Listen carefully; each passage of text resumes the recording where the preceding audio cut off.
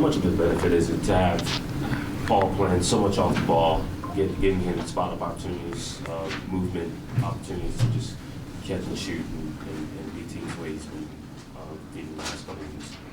Yeah, it's been great. I think, like you said, let him come off screens, catch and shoot.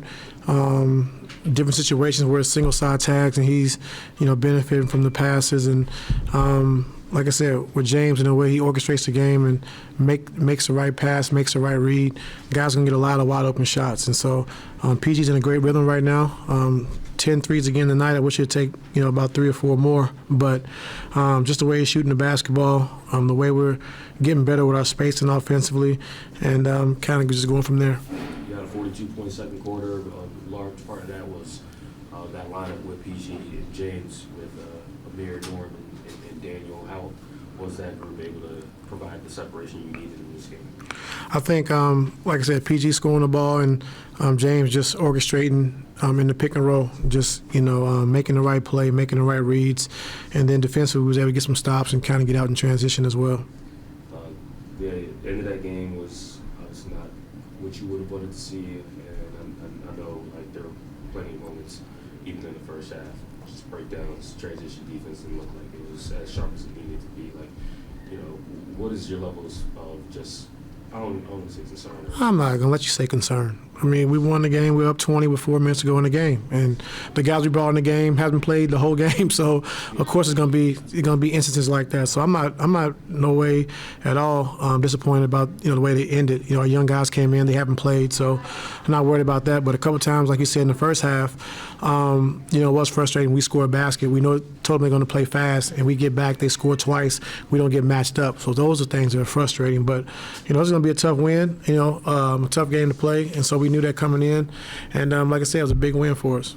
How do you guard against teams that want to run, that want to push the pace, get to the paint as much as possible? You saw it Wednesday night as well.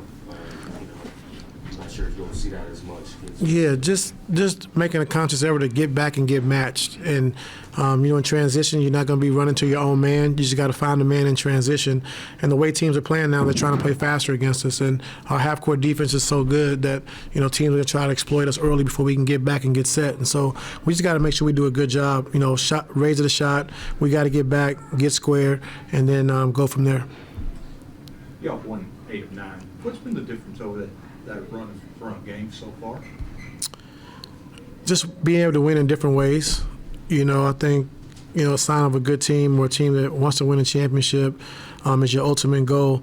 You got to be able to win pretty. You got to be able to win ugly. You got to be able to win whatever's in between there. And you just got to be able to win games like that. And so it's not going to be a perfect game every single night. We understand that. But we still got to just build all the concepts that we're working on both offensively and defensively and do those things every single night. And then you can live with the results. Amir had a really solid performance tonight. Just what have you seen in his ability to come through for you, being able to crack the rotation for you this year to give you meaningful, contribution?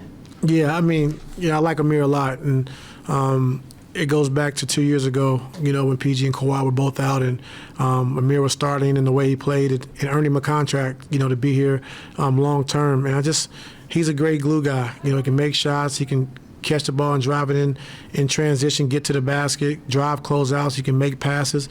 And the biggest thing, he can defend, 1 through 4, and so just all around, a solid player. And that's what you need around guys like, James, Russ, Kawhi, and PG, just having solid players that can do a little bit of everything and play hard every single night. So I'm happy for Amir to finally, like you said, crack the rotation and get some consistent minutes. Coach, talk about as far as rhythm that you guys have hit. Do you feel that you're at the peak performance, or you're still peaking? Still have a long ways to go. Still a lot of things we got to clean up and do better. But we're trending in the right direction, for sure. But there's still a lot of things that, we can get better at on both sides of the basketball, and so it's not a finished product. And we've been saying it for a while, but it's not a finished product. Still a lot of things we can do better. And, like I said, our guys are putting in the work to make sure they do that, to get better, and our coaching staff is doing the same thing as well. So by the time we get to March, April, we want to be playing our best basketball and make sure we fine-tune everything we possibly can. Coach, what's one of the specific things that you'd like to get cleaned up by April? Yeah, I think the pace we play with in the half court, our cuts, our spacing, when we're supposed to slot cut to give our guys room to play. Defensively, rebound the basketball at a high level every single night, and then be able to mix up coverages, be able to change coverages and not have breakdowns. And so if I could pick one thing defensively right now, it would be our transition defense of getting back, getting matched, get set, and make teams play against our half court defense. Lastly, can I ask about Daniel Tice? What Daniel Tice means?